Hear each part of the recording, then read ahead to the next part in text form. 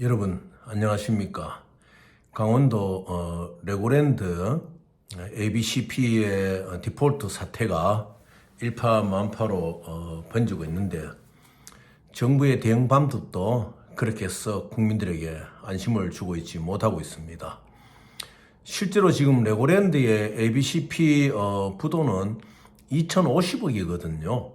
이 2,050억은 실제로 강원도 갖고 있는 그 41만 평방미터에 해당되는 3,700억 정도의 부지라든지 또한 강원도 갖고 있는 카지노에 대한 어떤 권리라든지 이런 것을 좀 합치고 강원도 자체로 강원도의 수장인 도지사가 또 강원도민들에게 호소를 하고 이렇게 하면은 충분히 2,050억은 이 커머셜 페이퍼 지방 정부가 보증해준 ABCP를 충분히 커버를 해낼 수가 있는데 또 내년에 그 김진태 지사가 강원도의 도 예산에 2,050억을 편성시키게 했지 않습니까?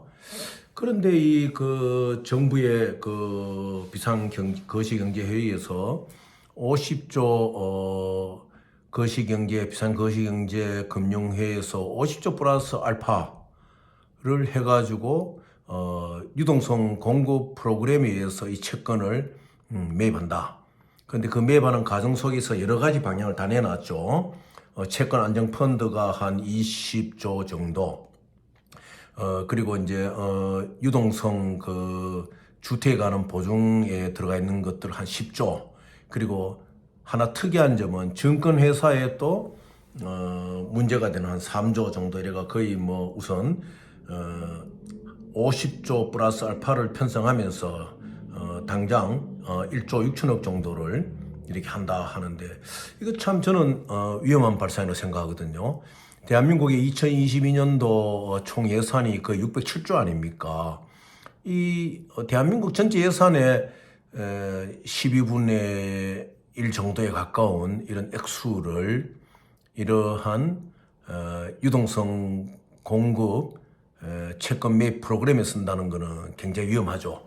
왜냐하면은 IMF도 가급적이면 돈을 풀지 말라고 했고 또 지금 실질적으로 한국은행의 총재의 잘못이 조금은 있는 거예요.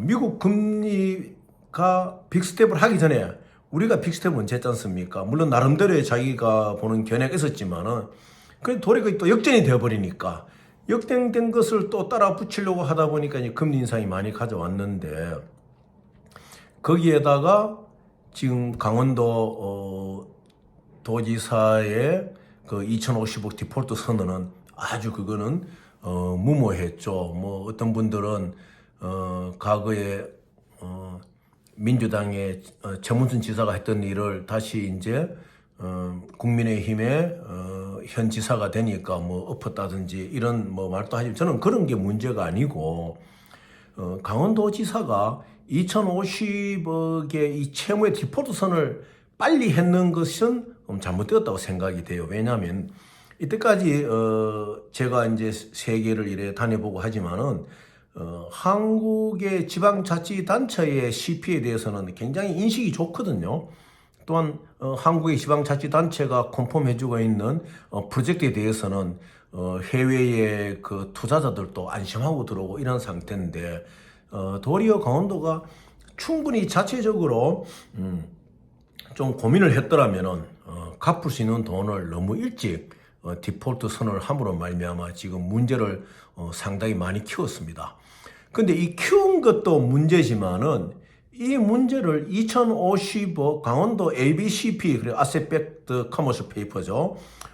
이 유동성 공급 어음에 대해 가지고 요 팩트 자체로 보고 들어가야 되는데 또 우리 정부에서는 비상거시경제금융회에서는 전체적으로 확대를 다 시켰잖아요.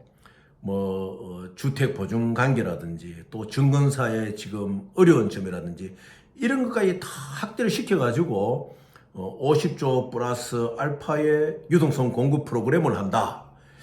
이거는 굉장히 좀 글로벌 위기에 국내 문제뿐만 아니라 글로벌 위기에 대처하는 방법으로서는 맞지 않는 것이죠. 왜냐하면 50조, 한국 예산의 12분의 1에 가까운 그 돈을 풀었을 경우에 또 물가는 어떻게 생각하겠습니까? 참 이것은 좀 문제가 있지 않느냐. 그래, 어떤 기자는 이렇게 이야기하더라요. 동맥경화. 우리가 이제 보통 동맥경화, 이 사람의 동맥에 나쁜 콜레스테롤이 많이 있으므로 피가 잘 흐르지 않으면 사람이 이제 몸이 아프다든지 또 뭐 큰 병을 앓아서 죽음에 이르는 경우가 있지만은 한국의 경제가 이제 동맥경화다. 돈의 흐름의 맥이 뭔가 경화증이 걸려 있다는 거죠. 그 말이 굉장히 일리가 있는 말인 것 같아요. 지금 한국은 우리가 예를 들어가 이 돈의 흐름을 혈관에 비유한다면 나쁜 콜레스테롤, 좋은 콜레스테롤을 빨리 가려내야 됩니다. 어제도 제가 말씀드렸지만 지금 증권회사나 자산운용사가 실제적으로 그들이 내걸고 있는 그런 간판에 맞게 일을 하느냐 이런 것을 한번 우리 정부가 좀 면밀히 검토할 필요가 있어요.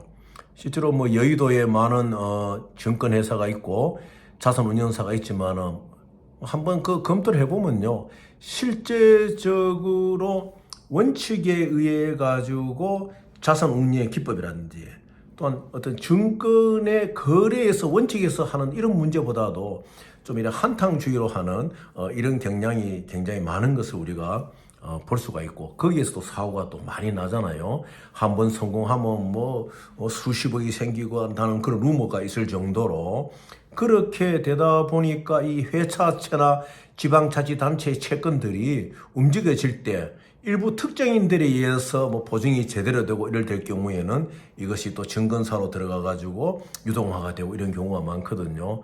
그래서 좀 우리의 그 돈의 흐름이 동맥경화가 안 돼야 된다. 그 기자분이 아주 잘 지적을 했어요. 현재 한국이 동맥경화가 돼 있다. 이런 것을 좀 봐야 하는데, 제가 만일 강원도지사라면 이렇게 하겠어요. 2,050억을 갚을 만한 땅이 있잖아요. 41평방미터가 부지를 갖고 있잖아요. 그럼 그것을 콜레쇼로 해가지고 한국 내 은행들은 뭐 우리은행, 국민은행 다 전 세계 레벨이 70위, 80이니까 세계의 25위 안에 들어가는 프라임뱅크가 협상을 해가지고 프라임뱅크의 크레딧을 가져와가지고 이 강원도의 ABCP를 갖고 있는 분들이 불안하지 않고 자기들이 여기에 투자한 돈만큼 제대로 된 이익을 가질 수 있는 자신감을 부어넣어줘야 돼요. 그거 첫째 하나고, 두 번째는 강원도민에게 호소해야 됩니다. 2,050억이라면요, 강원도 도민들이 힘을 합쳐도 얼마든지 이것을 막아낼 수 있는 것이거든요. 그럼 2,050억을 막았을 경우에 레고런데가 제대로 되고 뭐 여러 가지 강원도민이 노력함으로 말미암아 또 한국의 모든 국민들이 봤을 때 강원도를 돕자 이래가 또 도울 수 있는 거 아니겠습니까? 그런데 너무 강원도에서 디폴트 선을 빨리 했다가 뭐 참 내년에 행정 예산에 편성하겠다고 다시 이렇게 선언을 했는데, 이걸 가지고 또다시 정부가 유동성 공급 프로그램에까지 확대를 시켰다. 이런 거 물론 정부가 봤을 때는 각 지방자치단체의 보증이라든지 자산 유동화 보증에 대해서 문제점도 파악을 했겠지요. 그러면은 오늘 비상거시경제에서 무엇이 튀어나와야 되느냐? 각 지방자치단체가 갖고 있는 디폴트가 예상되는 금액이 합계 금액이 나와야 됩니다. 의사가 환자를 수술할 때 먼저 그 환자에 갖고 있는 뭐 대장암이면 대장암의 부위를 먼저 알아야 될 거 아니겠습니까? 그리고 그 부위의 범위가 어디까지 퍼져 있느냐? 그리고 이것을 뭐 약물 치료가 가능하냐? 또 엑스레이 치료가 가능하냐? 또는 아니면 절개를 해야 되느냐? 이렇게 판단해야 되듯이 각 지방자치단체가 안고 있는 강원도와 같은 ABCP의 금액이 얼마인지 이것을 먼저 밝혀내가 국민들에게 가르쳐줘야 됩니다. 그러면은 중앙정부고 비상거시경제금융회는 중앙정부에서 했고 이제 다 지방 분권화 시대 아닙니까? 그러면은 그 지방에는 지방의 도지사, 시장이 있고 그 지방에 백성들이 있단 말입니다. 그러면 거기에서 1차적으로 어떻게 할 것인지 자꾸 노력이 되고 난 뒤에 중앙정부가 개입해야지 또 이런 인플레를 막을 수 있는 거예요. 지금 50조를 풀어서 도대체 지금 IMF도 가급적이면 돈의 공급량을 줄이라 하는 이런 처지인데, 그래서 현재 가진 이와 같은 글로벌 경제 위기에서는 무엇이 중요하나, 신용 자체를 정확하게 붙들고 나가야 돼요. 그 점에서 강원도는 큰 실수를 한 거죠. 강원도의 이러한 실수 때문에 전체적으로 대한민국 전체 이때까지 다 평가를 잘 받고 있던 지방자치단체의 그레이드가 확 떨어져 버렸잖아요. 외국의 투자자들까지도 걱정을 하는 이런 상태거든요. 실제로 한국은 은행이라든지 지방자치단체가 해외를 향했을 때는 인베스터가 봤을 때는 굉장히 신용이 있는 나라예요. 그런데 왜 이렇게 했느냐? 뭐 어떤 분들은 정치인 논리로 이야기를 하지만 저는 그것보다도 자, 지금부터라도 각 지방자치단체는 스스로 점검을 해야 돼요. 점검을 해가지고 각 지방자치단체가 사업을 위해서 내놨던 ABCP에 대해서 분석을 하고, 그럼 이 ABC가 실제로 ABCP는 뭐냐? 에셋백이거든. AB, 에셋백 커머셜 페이퍼. 에셋이 백이 돼야 되는데 이 ABCP가 에셋이 백이 안 됐어요. 미국의 채무화폐처럼 각 지방정부가 갖고 있는 앞으로 사업의 수익성을 바라보고 이것을 발행했단 말이에요. 그건 증권사도 잘못이죠. 또 국가기관이 관리를 할 때도 잘못된 거예요. 그러면은 이 앞으로 지방자치제 헬치 이겁니다. 앞으로 지방자치제가 ABCP를 발행할 때는 반드시 그 뒤에 은행권의 크레딧이 백업이 돼줘야 됩니다. 그렇게 해야만이 이 회사체가 증권회사에서도 또 다른 기관에서도 저축은행에서도 이렇게 제대로 다루어가지고 이와 같은 갑작스러운 문제가 안 나오는 거죠. 지금 50조 플러스 알파를 푼다는 건 퍼주는 거나 마찬가지예요. 실제로 이 50조 알파를 풀었을 경우에 레고랜드의 그 어떠한 부도가 내 도움이 되겠습니까? 이미 레고랜드는 김진애 지사가 내년에 예산에다가 2023 강원도 예산에다 이것을 넣겠습니다 했기 때문에 해결된 거나 마찬가지예요. 자, 보십시오. 카지노권도 갖고 있지요. 자체적으로 40만 평방미터 3,700의 땅도 갖고 있는 거예요. 또 강원도민이 힘을 합쳐가지고 레곤대를 살려야 되는 거예요. 그것은 로컬 정부가 갖고 있는 의무이자 사명인 것입니다. 그래서 정부에서 50조 플러스 알파 유동성 공급 프로그램을 도입해가지고 뭐 회사채라든지 어떤 그 채권들을 매입하겠다고 채권 안정 펀드를 하겠다고 하지만은 좀 이런 속도를 늦추면서 지방 정부의 문제가 되고 있는 ABCP 자산 유동화 보증 기업 의무에 대해서는 지방 정부 자체로 스스로 해결할 수 있는 숨을 쉬도록 해줘야 돼요. 그 지방 정부가 해결할 수 있는 방법이 무엇이냐? 그것은 ABCP 뒤에다가 명망 있는 은행에 크레딧을 백업시켜가지고 이 ABCP를 매입한 백성들이 불안에 떨지 않도록 안정을 시켜야 됩니다. 그 다음에 두 번째 뭐냐? 각 지방장대 수장들이 호소해야 됩니다. 자기의 로컬 정부의 에리아에 있는 국민들에게, 유권자들에게 힘을 합쳐서 이 문제를 해결하자 호소를 해야 됩니다. 그러지 않고 중앙정부에서 무조건 이런 식으로 유동성 공급 프로그램으로 돈을 푼다면요. 지금 영국의 그 이번에 총리가 물러났지 않습니까? 그와 마찬가지로 지금 이 정책적으로 지금 잘못하면 더 인플레로 가져갈 수가 있어요. 한번 생각해 보십시오.